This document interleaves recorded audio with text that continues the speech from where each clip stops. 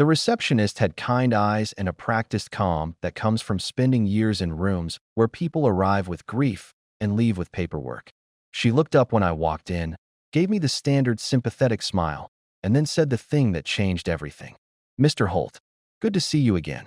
Your wife mentioned you'd be coming in this week." I stopped. The carpet was a deep burgundy, the kind that swallows sound.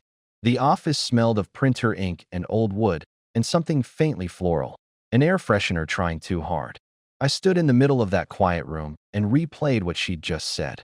"Your wife mentioned you'd be coming in." Serena had never been to this office. I had never brought her here.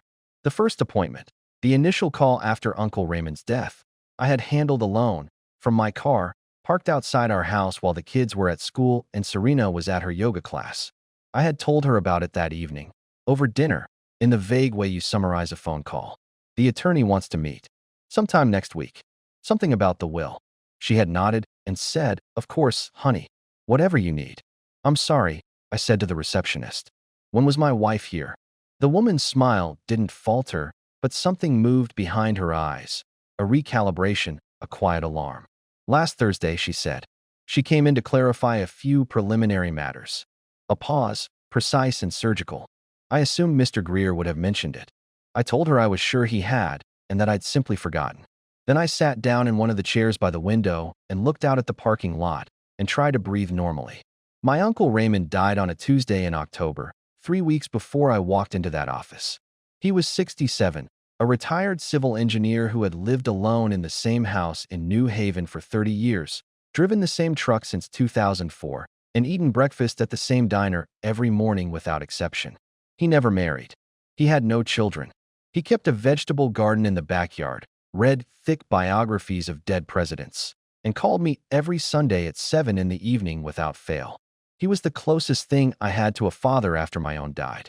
Raymond Holt had been diagnosed with pancreatic cancer in March. He told me in April, on one of those Sunday calls, in his characteristically understated way, "Daniel, I've got something going on. Doctors say it's serious. I wanted you to hear it from me." We spoke for 2 hours that night. I drove up to see him the following weekend and every other weekend after that until he was too weak for visits. We talked about his life, about mine, about the house he'd bought in 1991, about the money he'd saved with the disciplined austerity of a man who'd lived through a father's bankruptcy. He told me he had put everything in order. He said it the way he said most important things, quietly, as if the quietness itself was the emphasis. He died on a Tuesday. I was in a client meeting when my phone vibrated with his neighbor's number. I excused myself, walked to the hallway, and took the call. By the time I got back to the conference room, I had forgotten entirely what the meeting was about. The funeral was small. Raymond had outlived most of his friends. There were perhaps 40 people in the church, including a few former colleagues, 2 distant cousins I barely recognized, and the couple who ran the diner where he'd eaten breakfast for 3 decades. They cried more visibly than anyone else. Serena was extraordinary that week. That's the word I would have used then, and even now, knowing everything, I struggle to find a different one. She organized the catering for the reception, coordinated with the funeral home, handled the flowers, white carnations because I mentioned once that Raymond had grown them in his garden. She held my hand during the service and rubbed small circles on my back the way she'd learned I needed when I was trying not to cry. Afterward, at the reception in Raymond's house, she moved through the rooms with a quiet competence that made everyone feel taken care of. She refilled glasses. She sat with the elderly neighbors and listened. She found Mia, who had fallen asleep in an upstairs bedroom, and carried her down wrapped in a quilt without disturbing anyone. I remember looking across the room at her and thinking, she is remarkable. I am lucky.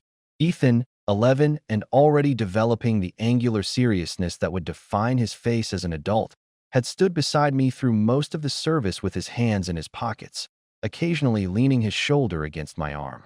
It was such a small gesture. It broke me more than anything else that day. Mia had not fully understood what death meant yet. She knew Uncle Raymond was gone and would not be coming back, and she accepted this with the unsettling practicality of 8-year-olds. At one point, she found me standing alone in Raymond's study, a room full of books and an old drafting table he'd kept for sentimental reasons, and took my hand and said, "Is this where he used to read?" I told her yes. She nodded and looked around the room with an expression of solemn appraisal. It smells like him, she said. Then she wandered back out, and I stood there alone for a long time. The will had been straightforward in its outline. Raymond's estate, the house, the contents, a brokerage account, and a savings account totaled approximately $680,000. Half had been divided among a short list of charities he'd supported for years.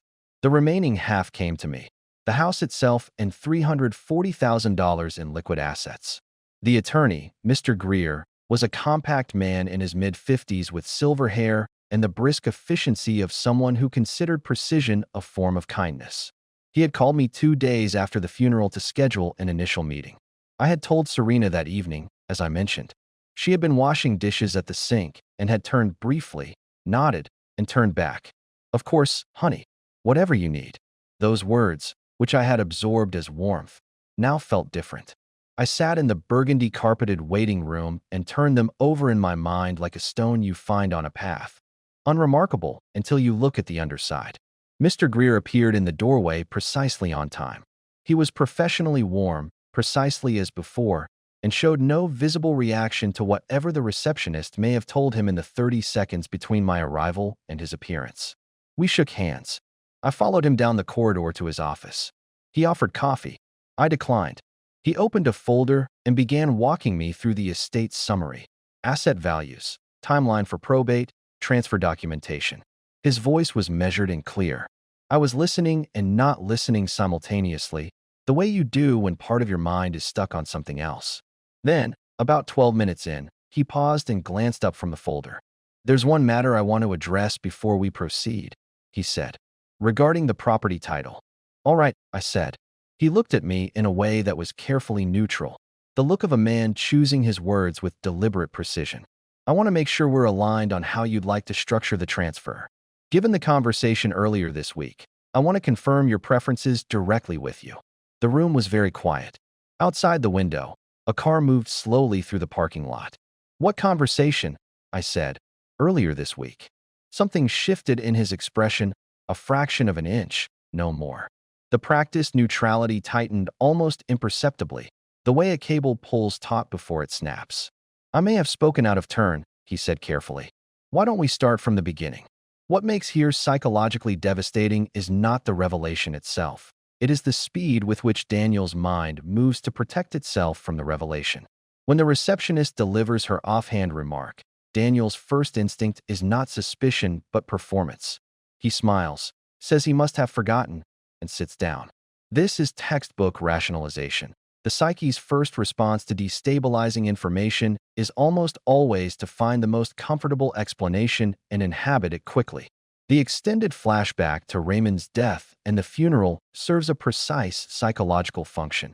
It establishes the emotional baseline that makes betrayal so annihilating. Daniel's trust in Serena is not naive. It is earned and evidenced. She held his hand. She knew about the carnations. She carried sleeping Mia downstairs. The brain codes these gestures as data, as proof of character, which is why betrayal does not feel like the discovery of a stranger's wickedness. It feels like a retroactive contamination of your own memories. Every moment of apparent tenderness becomes suspect. The attorney's final line, "Why don't we start from the beginning?" is among the more chilling sentence structures in interpersonal betrayal narratives, because it signals that someone else already knows more about your life than you do. Daniel's world does not shatter here. It begins, very quietly, to tilt. I drove home from Greer's office along the same route I always took, down Elm, left on Crescent, through the long stretch of maples that had gone fully gold by then, past the elementary school where Mia would be in afternoon pickup in 3 hours. The route was so familiar that I drove it on a kind of autopilot, hands loose on the wheel, eyes on the road, but mind elsewhere. Grieve had walked the meeting back with extraordinary skill. He had spent the remainder of our appointment on procedural matters, transfer timelines, tax considerations, the logistics of probate, and when I had pressed him, gently, about the conversation earlier this week, he had said only that Serena had called the office with a question about the property address, that it was entirely routine, and that he should have flagged it to me in advance. He apologized for the confusion. His tone was professional and final, a door closing. I had nodded and let it close. But I knew what I had seen in his face in that fraction of a second before he recovered. It was not the expression of a man who had answered a question about a property address. Our house was a 1920s craftsman that Serena and I had spent 3 years renovating, slowly, obsessively, the way you renovate a house when you're also renovating a marriage into something more permanent. We'd replaced the porch, retiled the kitchen, refinished the floors ourselves over a single long weekend in year 2 when the kids were at Serena's mother's house, working side by side with a rented sander and an argument that turned into laughter somewhere around midnight. I had loved that house the way you love something you have made. I pulled into the driveway now and sat in the car for a moment before going inside. Serena was at the kitchen table with her laptop, a cup of tea going cold beside her. She looked up when I came in and gave me the small, warm smile that had been our domestic shorthand for glad you're back. She was wearing a gray cardigan I'd always liked, her hair pulled back loosely. "How'd it go?" she asked. "Fine," I said. "Straightforward. Probate will take a few months." "That's what I figured." She looked back at her screen. "There's soup on the stove if you're hungry." It was such an ordinary sentence. I stood in the kitchen doorway and watched her for a moment. The curve of her neck, the small movement of her fingers on the keyboard, and tried to locate the thing I was feeling. It wasn't quite suspicion. It was more like the sensation you get when you step into a familiar room and something is slightly different, but you can't identify what. A picture moved an inch. A window left open. I served myself soup and sat across from her, and we talked about Ethan's homework and a crack Mia had noticed in the backyard fence and whether we should drive up to New Hampshire before winter closed in. Serena was funny and warm and present. She reached across the table at one point and squeezed my hand briefly, just a graze of her fingers, and said, "You doing okay? Today must have been hard." "I'm okay," I said. She nodded and looked at me with those careful brown eyes that I had looked into for 14 years, and I thought, I am being ridiculous. She called the attorney about an address. It is the most reasonable thing in the world. I almost believed it. The first real sign had come 2 weeks before the attorney's office, though I hadn't recognized it as a sign at the time. I had been in Raymond's house, my house now, technically, pending probate, going through his papers with a cardboard box and a certain grim efficiency. Serena had offered to come. I had told her I preferred to do it alone, which was true. She had accepted this without protest. I was in Raymond's study when my phone buzzed with a text from her. "Did you find the deed yet? Attorney might need it soon." It was a reasonable message. I had mentioned that Grieve would need certain documents. But something about it nagged at me, the specificity of it. The deed. Not the paperwork or whatever documents he needs. The deed specifically. I had texted back. "Not yet, still looking." "Why?" She replied after a few minutes. "Just want to make sure you're organized. You know how you get." Followed by a small smiling emoji. "You know how you get." It was the kind of affectionately teasing shorthand that exists in long marriages, loaded with assumed intimacy. I had laughed at it at the time. Later, in the attorney's parking lot, the phrase would feel different, less like familiarity and more like management. I had not found the deed that day. I found it the following weekend in a fireproof lockbox under Raymond's bed, along with his birth certificate, his discharge papers from his brief Army service in the late 70s, and a letter in a sealed envelope with my name on it in Raymond's handwriting. The letter was personal, full of the measured, careful affection of a man who found emotional expression difficult and had saved it all up for the end. I will not reproduce it here, but one line has stayed with me. I have tried to be careful about who knows what and when. Some people are drawn to money the way moths are drawn to light. You will understand what I mean when the time comes. I had folded the letter and put it in my breast pocket and assumed he was talking about the distant cousins. The second sign was the phone. Serena had always been relaxed about her phone. She left it on the kitchen counter, on the coffee table, on the edge of the bathroom sink with the casual carelessness of someone with nothing to hide. We were not the kind of couple who checked each other's messages. It had never been a dynamic we needed. Sometime in late October, 10 days or so after the funeral, I noticed she had started keeping it with her. Not conspicuously, not in a way that announced itself. Just differently. It was on the nightstand facing down instead of up. It was in her cardigan pocket during evenings when it would previously have been charging on the counter. When it buzzed during dinner one night, and I glanced over reflexively, she reached for it before I could see the screen and turned it face down with a motion that was smooth and practiced. She didn't check it. She just turned it over, which was, in its way, more interesting than checking it. I said nothing. I noted it the way you note a change in the weather, automatically, without attaching meaning yet. The third sign was a name. About a week after the attorney meeting, I was gathering the mail from the front step. The ordinary daily mail, catalogs and bills, when a business card slipped out from between two envelopes and fell to the porch floor. I picked it up. Martin Voss, Estate Planning and Trust Law, Voss and Associates. A New Haven address. A direct phone number handwritten on the back in ink I didn't recognize as Serena's, but also didn't recognize as anyone else's. I stood on the porch holding the card for a long moment. Martin Voss was not our attorney. Our attorney, Raymond's attorney, was Grieve. I had never heard the name Voss. I turned the card over in my fingers, reading the handwritten number, and tried to think of a reasonable explanation. I put the card in my jacket pocket. I didn't mention it to Serena. That evening she asked if the mail had come. I said yes, mostly junk. She nodded and went back to her book. Nothing about her expression changed. She was entirely, convincingly, normal. And that was the thing that began to truly unsettle me. Not the card, not the phone, not the attorney's careful words. It was her normalcy. Serena had always been composed, but composure and performance are different things, and I was beginning, slowly, reluctantly, to wonder which one I was living with. Here illustrates with precision how the betrayed partner becomes complicit in their own blindness, not through stupidity, but through the very cognitive structures that make long-term love possible. Daniel possesses, within a single week, 3 separate pieces of anomalous data.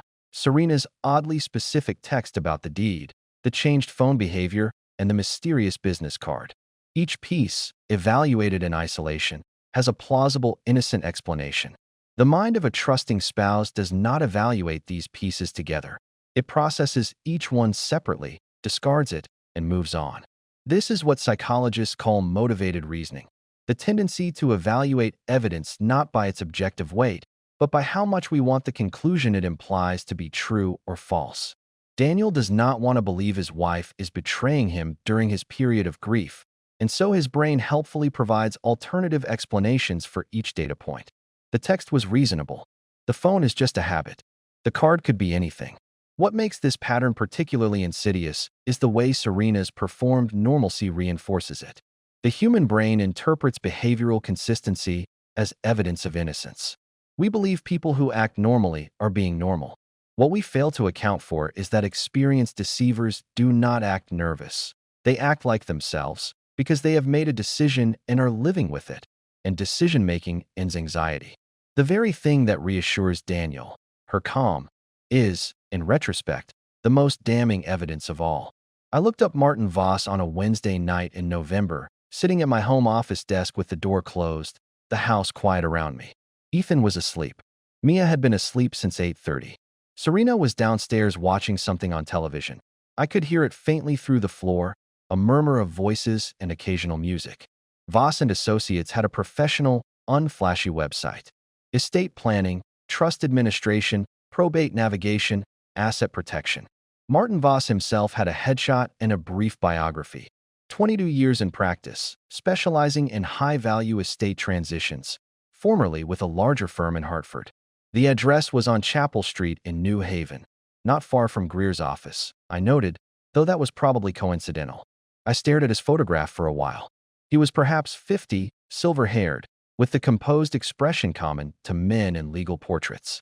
I had no idea who he was to Serena. I could not construct a scenario in which she had legitimate, innocent business with a second estate attorney during my uncle's probate proceedings without mentioning it to me. I could not, but I tried. Maybe she was seeking a second opinion on the process, wanting to make sure I wasn't being shortchanged. That would be like her, protective, quietly competent. Maybe one of her friends had recommended him for something unrelated and she'd simply held onto the card.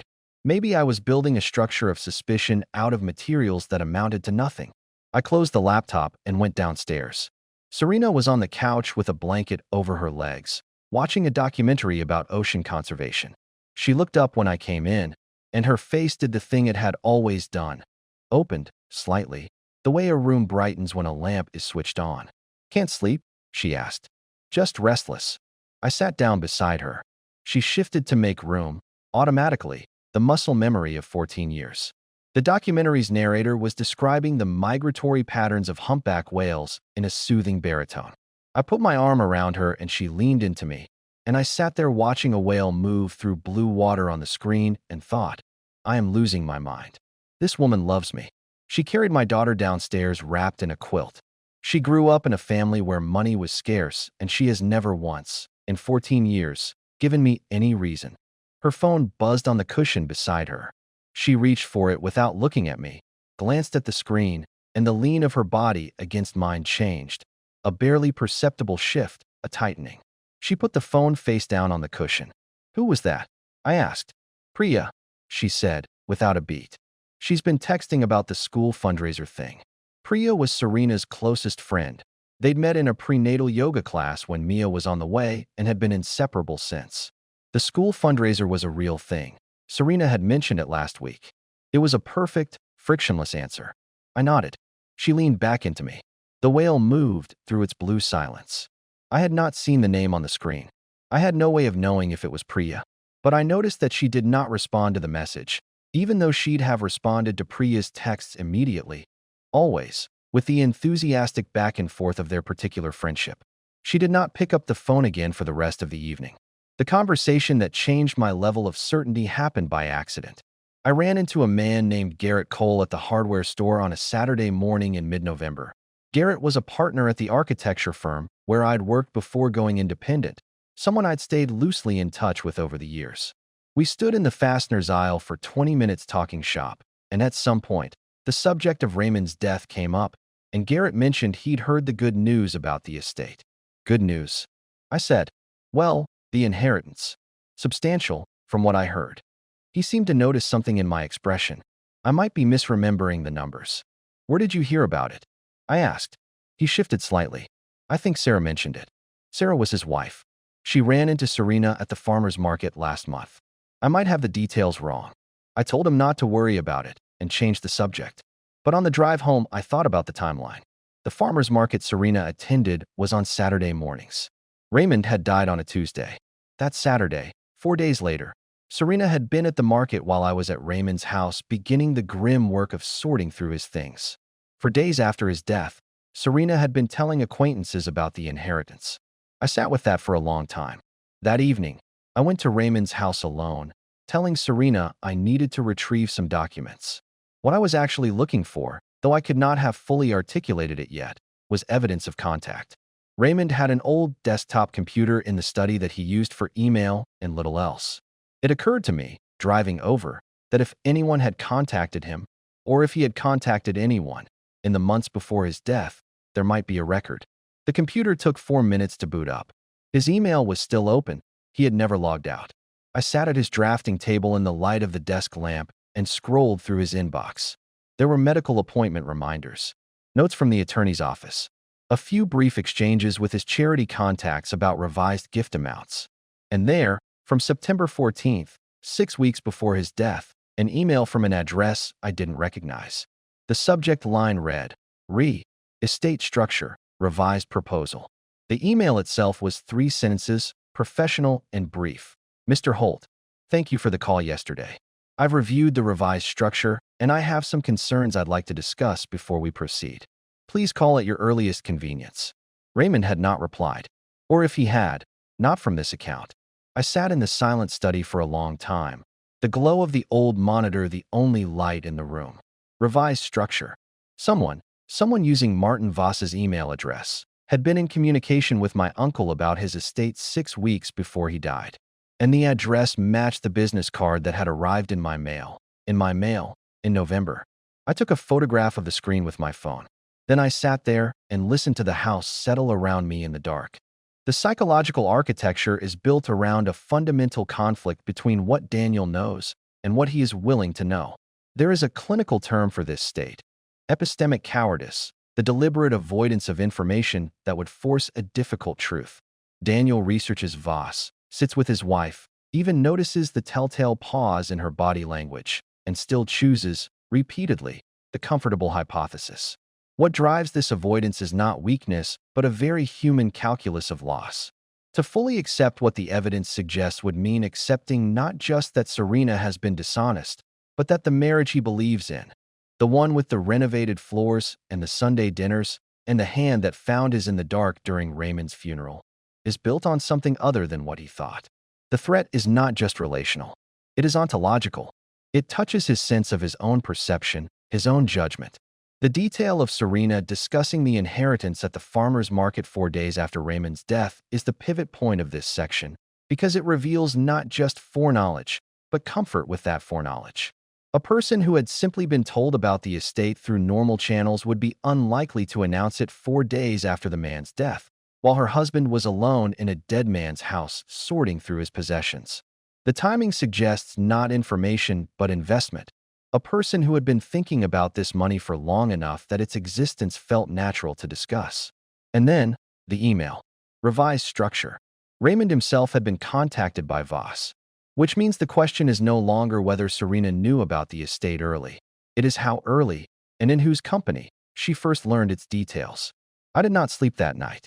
I lay beside Serena in the dark, her breathing slow and even, one hand curled beneath her cheek the way she'd always slept, and I stared at the ceiling and arranged the facts in the order I had them. 1. Serena had visited Greer's office before telling me she had. 2. She had been discussing the inheritance publicly within 4 days of Raymond's death. 3. A business card for a second estate attorney had arrived in our mail.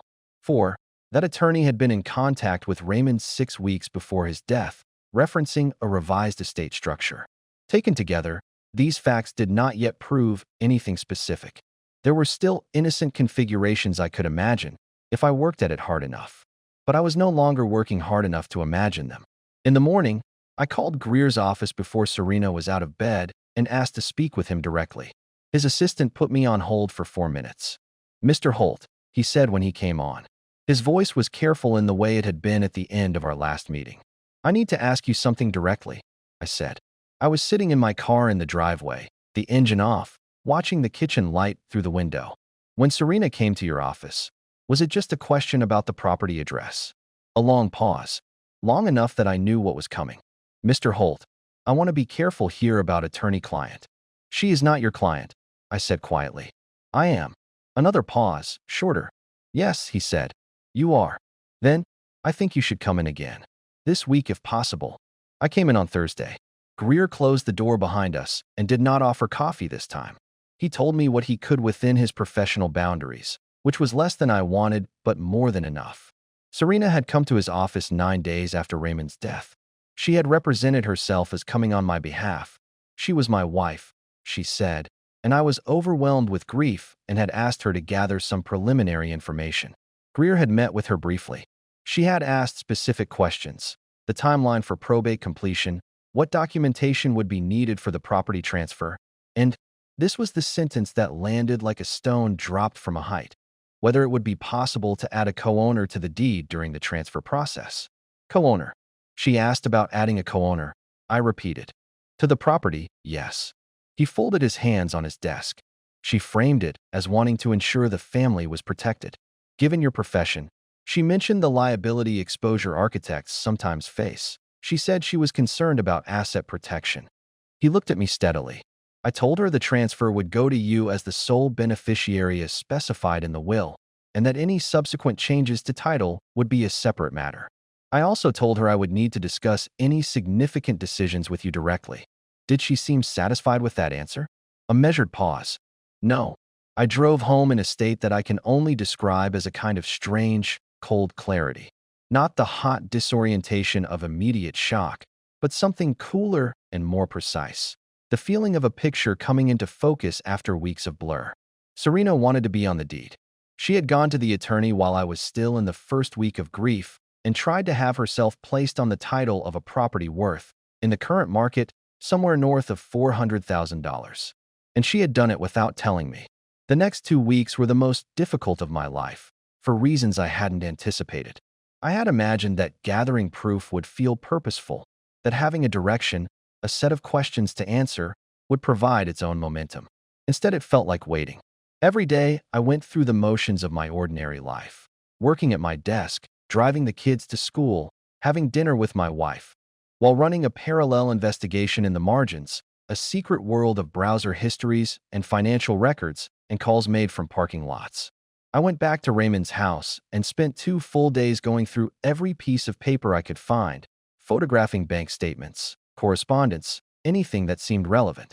I found a letter from Voss's office dated July, 3 months before Raymond's death, that referenced a consultation regarding estate optimization and included a fee schedule. It had been placed in a drawer, not filed, as though Raymond had not known what to do with it. I called a lawyer friend of mine named Pete Callahan, not an estate attorney, a real estate litigator, and described the situation in the hypothetical third person. He listened carefully. Hypothetically, he said, when I'd finished, if a beneficiary's spouse attempted to influence the estate structure prior to probate, that could constitute a form of undue influence or fraudulent interference. Depending on what she actually said and did, hypothetically, what would you want to see? Communications. Any records of contact between this hypothetical woman and anyone involved in the estate, the deceased, his attorney, any other counsel. Bank records showing transfers or payments. Anything establishing a pattern of intent. Intent. The word sat with me. I had proof of actions. I did not yet have proof of intent. An intent was the difference between a wife who had made a misguided and underhand attempt to protect the family finances and a wife who had been systematically maneuvering to take something that wasn't hers. I needed to know which one I was married to. The answer, or the beginning of it, came from an unexpected direction. Priya. I ran into her at the elementary school pickup line on a Thursday afternoon. Serena wasn't there. She'd had a dentist appointment, she said, which she'd mentioned that morning over breakfast with the specificity of a person establishing an alibi. Priya was waiting for her daughter, a girl a year older than Mia. We stood together in the thin November cold, watching the school doors. Priya was warm with me in the particular way of friends who feel slightly guilty, the warmth of someone compensating.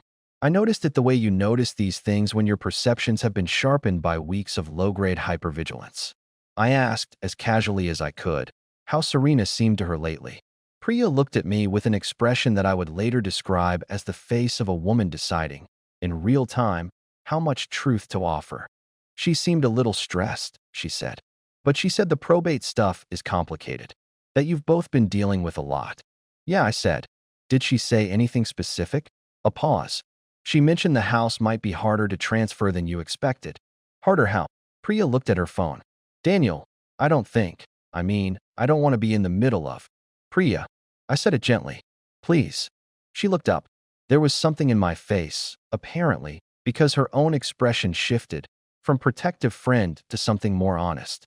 She mentioned someone who was helping her understand the process. Priya said carefully. A lawyer she'd been in contact with. I assumed it was the estate attorney. I didn't ask. When did she first mention this lawyer? Priya's eyes moved to the school doors. This summer, she said. July maybe. August. She paused. I thought she was just being thorough. That's so like her, you know? She likes to understand things in advance. July. Raymond had been diagnosed in March. I had told Serena in April. Voss's office had sent a consultation letter to Raymond in July. I thanked Priya. I collected Mia from the school doors. I drove home in the gathering dark with my daughter chattering happily from the back seat about something her teacher had said, and I sat with the arithmetic of what I now understood. Serena had contacted an estate attorney within 3 months of learning about the inheritance. Before Raymond was dead. Before the will was even formally read. The only word for that was planning. Here reveals a pattern that is common in high-stakes marital betrayals involving financial motivation, the deliberate exploitation of grief. The most psychologically precise detail in this section is the timing. Serena does not wait for the estate to settle, or for Daniel's grief to soften, or for an appropriate moment to raise the subject of the deed. She moves within the first 9 days, while he is still in the acute phase of loss, when his perceptual and emotional resources are most depleted. This is not incidental. It reflects a deeply understood calculation. Grief narrows attention. A grieving person is less likely to scrutinize, less likely to notice discrepancies, less likely to ask uncomfortable questions. Serena's apparent devotion during the funeral week, the flowers, the catering, the carnations, now reads differently. It was not separate from the manipulation. It was part of its infrastructure. Every act of loving support reduced the likelihood that Daniel would look carefully at what was happening in the margins. Priya's revelation is the structural turning point of the section, but its psychological weight lies less in the information itself than in what it reveals about isolation. Serena had a confidant, someone who knew about the outside attorney, who witnessed the early planning, who chose, out of loyalty or discomfort, to say nothing to Daniel. This is the silent third party that exists in many betrayals. The friend who knows, who feels the wrongness of it, but who has not yet found the moment or the courage to speak. Priya's guilt is palpable. She gives Daniel the truth not because she has decided to, but because his face, in that pickup line, has made her understand that silence is no longer a neutral act. The second phone was inside a book. I found it on a Saturday in December when Serena had taken the kids to her mother's for the day, a regular occurrence. The monthly grandmother visit that I usually skipped due to work. I had stayed home, I said, because I had a deadline, which was true, in a peripheral way. I moved through the house carefully, without urgency, the way you move when you've stopped hoping to be wrong. I found it in the living room bookcase, third shelf from the top, in a section where Serena kept books that had been given to her as gifts, books she displayed rather than read. It was inside a hollowed-out copy of The Remains of the Day. I had given her that book for her birthday 3 years into our marriage, written her name inside the cover, underlined a passage I'd thought she would like. The phone inside it was a prepaid handset, the kind you buy at a gas station or pharmacy. It had a cracked screen protector. It was powered off. I held it in my hands for a long time. Then I plugged it into the charger on my bedside table. By some luck, or design, it used the same cable as my own phone, and waited. It took 11 minutes to have enough charge to power on. When the screen lit up, there was no passcode. Either she'd never set one, or she'd assumed the hiding place was protection enough. There were 340 messages in a thread with a contact saved as M. I read them for 40 minutes. I will not reproduce them in full. What I will say is that the earliest message was dated April 19th, 4 days after I had told Serena about Raymond's diagnosis, and that the thread documented, in intimate and specific detail, a relationship that was not new. The references to a hotel in New Haven, to an afternoon in what appeared to be his office, to shared history that stretched back further than April, made clear that this had not begun as a financial arrangement that became personal. It had begun personally, and the financial element had been layered in. At one point in October, 2 weeks after Raymond's funeral, there was a message from M. Does he suspect anything? Serena had replied, no, he trusts me completely. I was sitting at the kitchen table when her car pulled into the driveway at 5:15. I heard the engine stop. I heard the car doors, first hers, then both kids, and the particular sound of Mia's boots on the porch steps, irregular and emphatic. Ethan came in first, dropped his bag by the door, said hi without looking up, and went upstairs. Mia came in and said, Dad, Grandma's cat scratched me, and showed me a small red line on the back of her hand, requiring a level of sympathetic attention that I somehow produced from somewhere, examining the scratch, pronouncing it non-mortal, sending her upstairs to wash it. Serena came in last, unwinding her scarf. She looked tired in a satisfied way, the tiredness of a full day with family. She looked at me and smiled. How was the deadline? I made it, I said. She went to the kitchen, opened the refrigerator. I was thinking pasta tonight. The kids have been eating nothing but. I found the phone, Serena. She didn't drop anything. She didn't gasp. She held the refrigerator door and was very still for a moment, and then she closed it slowly and turned around. Her face had changed, not broken, not collapsed, but reorganized. The warmth had not disappeared so much as been set aside, moved to a different room. What remained was something more focused. She looked at me with an expression I hadn't seen before, assessing, wary, and underneath that, something I can only describe as calculation. Daniel, I read the messages. My voice came out steadier than I expected. All of them. She sat down at the table across from me. She placed her hands flat on the wood between us in a gesture that looked, bizarrely, like surrender. How long? I said. She looked at the table. For years. The word for hit me somewhere behind the sternum. For years was not a mistake or a phase. For years was a parallel life. And Voss. She looked up. A beat. Martin helped me understand the estate, she said. I wanted to make sure we were protected. You went to a lawyer about my uncle's 4 months before he died. I kept my voice level. The steadiness of it felt like the most important thing in the room. without telling me, while sleeping with him. She said nothing. Were you planning to? I stopped. Started again. What was the plan, Serena? Get on the deed. Then what? It wasn't a plan. Her voice was low. It was just, I wanted security. For the kids. For us. You don't think about these things the way I do. For us, I repeated. She had the grace to look down. I thought about Raymond's letter. Some people are drawn to money the way moths are drawn to light. I thought about his careful phrasing. I have tried to be careful about who knows what and when. He had known something. He had seen something in her, or been approached, or noticed. And he had written me that letter anyway, trusting that I would understand when the time came. The kids can't know about this tonight, I said. They're upstairs. I know. I'm going to need you to go stay somewhere else while I figure out next steps.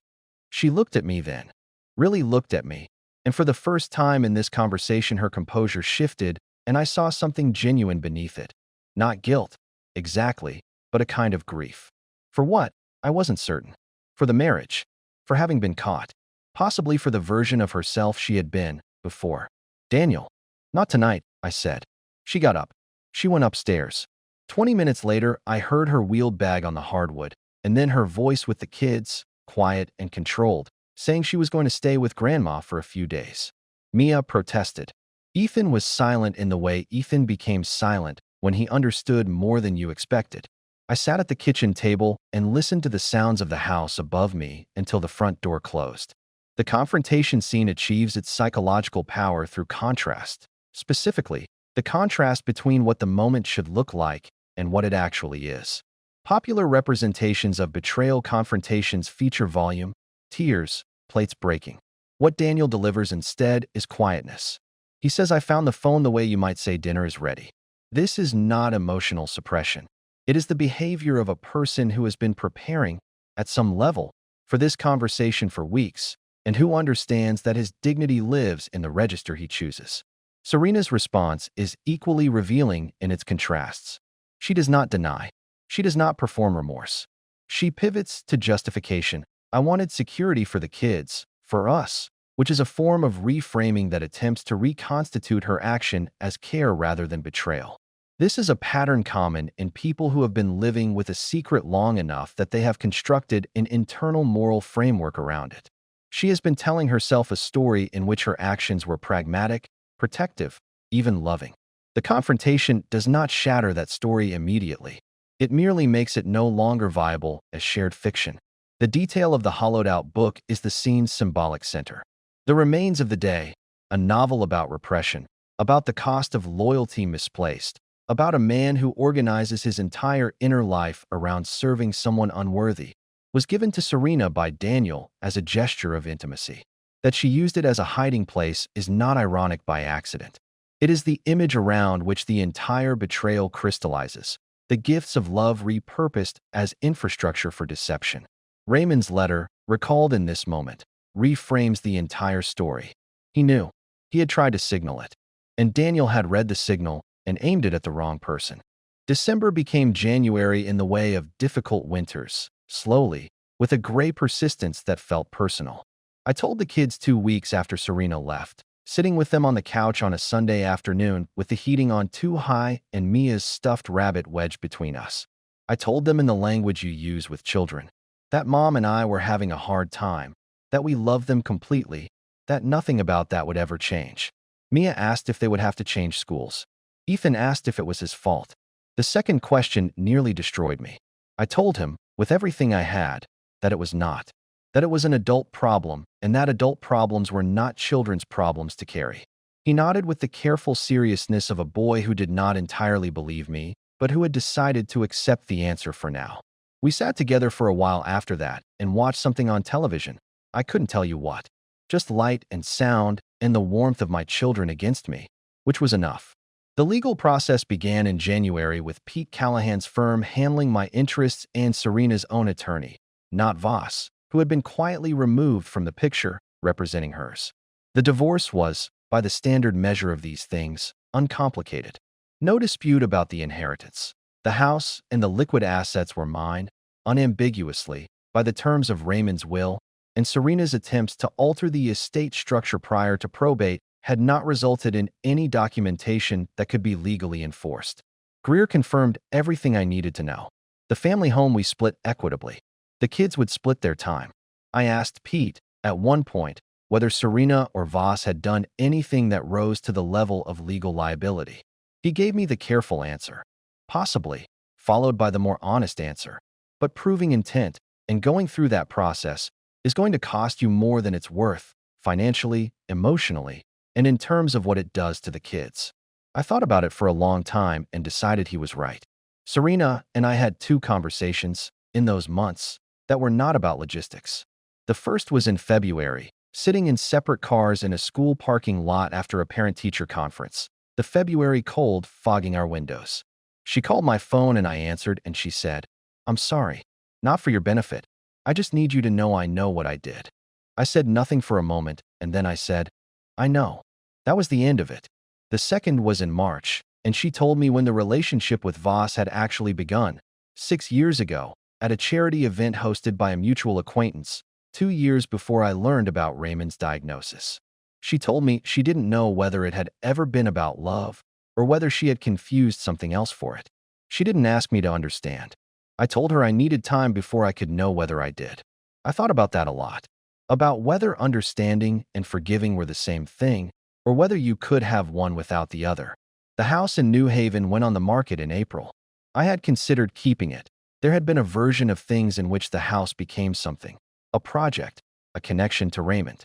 But sitting in it alone, in the evenings when I'd gone to work on clearing it out, I found that the house was full of a grief I didn't need to maintain. Raymond didn't live in the walls.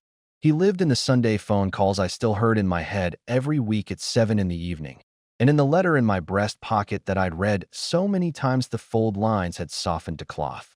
I sold it. I kept the money in a separate account, legally and emotionally separate from everything else. I had a plan for some of it, a college fund for the kids, structured in a way that was airtight and unambiguous. Raymond would have appreciated the precision. The strangest thing about the year that followed was how ordinary it became. Grief and betrayal have a certain drama in their acute phase, a sharpness that, paradoxically, makes you feel alive in the terrible way that crisis does. What comes after is less cinematic. The school pickups, the grocery runs, the evenings in a house that is quiet in a different way than it used to be. Mia still asked about Grandma's cat. Ethan started a photography elective and began leaving his camera on the counter the way Serena used to leave her phone, with the carelessness of someone with nothing to hide. I noticed that. I held it. I called Raymond's diner one afternoon, on an impulse I couldn't entirely explain, and spoke to the woman who'd cried more than anyone at the funeral. She remembered me. We talked for 20 minutes about Raymond, the particular way he took his coffee, the biography he'd been reading in his last weeks, the morning he'd come in after a snowstorm and said he'd enjoyed the walk because nobody else was out. She told me he'd talked about me often, that he'd been proud of me, that he'd said once, in the understated way of a man who never overstated, "He turned out right." I sat with that for the rest of the day. There are things I know now that I didn't know at the beginning of that year. I know that trust is not a feeling. It is a practice, a daily vote cast in the small decisions of attention and honesty. I know that betrayal is rarely a single act. It is a series of smaller choices, each one building a structure that becomes, eventually, too heavy to hold. I know that my children are more resilient than I feared and more perceptive than I gave them credit for. Ethan, at 12, photographed everything with a focused seriousness that looked a lot like his way of making sense of the world. Mia, at 9, still climbed into my lap during movies and still told me things with the fearless honesty of a child who hasn't yet learned to edit herself. They were, and are, the most complete argument for going on. I know that Raymond knew something was wrong. I don't know exactly what he saw or how he saw it, whether Voss approached him directly or whether he'd simply noticed, in the sharp-eyed way of a man who had lived alone and learned to read things, that something about the attention paid to his estate was not quite right. I know that he wrote me the letter he wrote, and that in it he told me, in the precise language of a man who valued precision, that I would understand when the time came. He was right. I understood. I keep the letter in the drawer of my nightstand now. I don't read it often, but sometimes, on the evenings that are difficult in the quiet way that difficult evenings are, I take it out and read the last line. Whatever you find on the other side of this, and there will be another side, Live it like you mean it. I am working on that. For the first time and longer than I can precisely remember, my life is entirely mine. The decisions, the direction, the shape of the days. There is a freedom in that which I didn't expect. It is not easy. It is not what I would have chosen. But it is real, and it is mine, and on the better mornings, it is enough. The resolution of Daniel's story follows a trajectory that is psychologically accurate in its refusal of dramatic catharsis. The confrontation in Part 5 does not cure the pain, it only names it. What follows is the slower, less cinematic work of reconstruction, legal proceedings, difficult conversations with children, the renegotiation of daily life. This is the part of betrayal narratives that is rarely depicted honestly, because it lacks the narrative clarity of crisis. Grief does not resolve, it shifts. Trust does not return, it is rebuilt, cautiously, in other relationships and in the self. The two conversations with Serena in the resolution are precisely calibrated. She apologizes not as a request for forgiveness, but as a need for self-knowledge, to hear herself say it, to make it real. This is psychologically significant.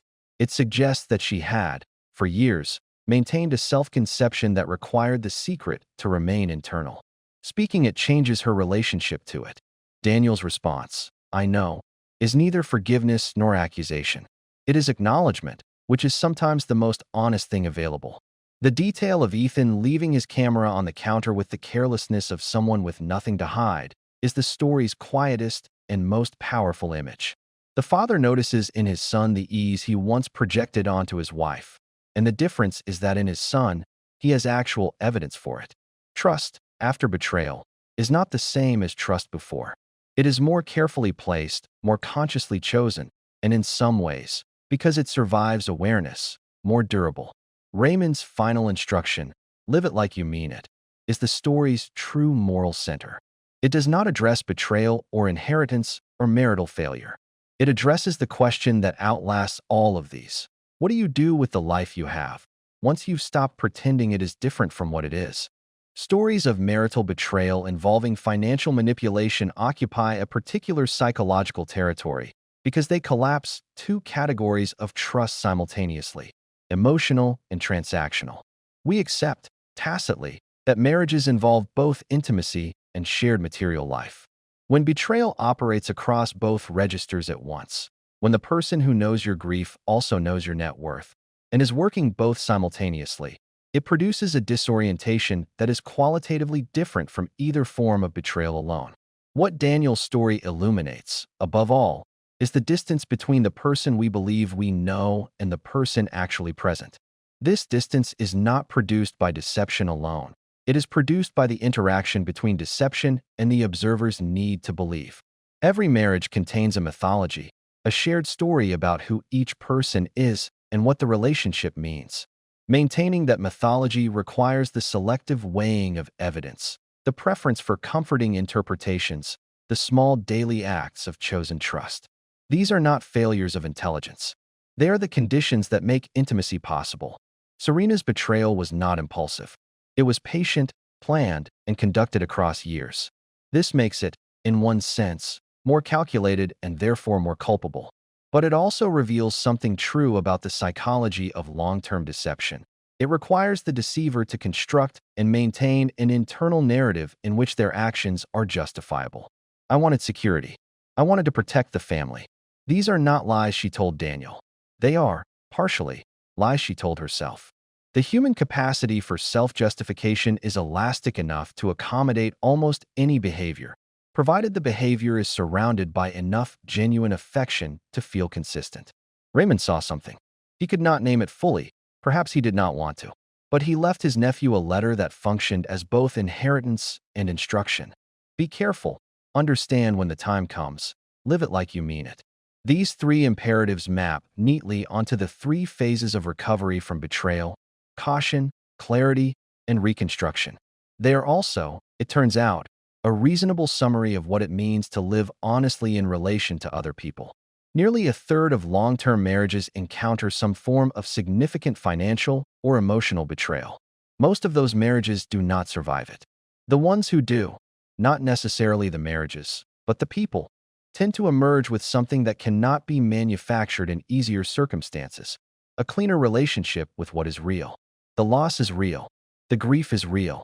The relief, strange and guilty, of finally knowing, that is real too. And the life on the other side, quieter and more clearly owned than the one before it, turns out to be the one worth living.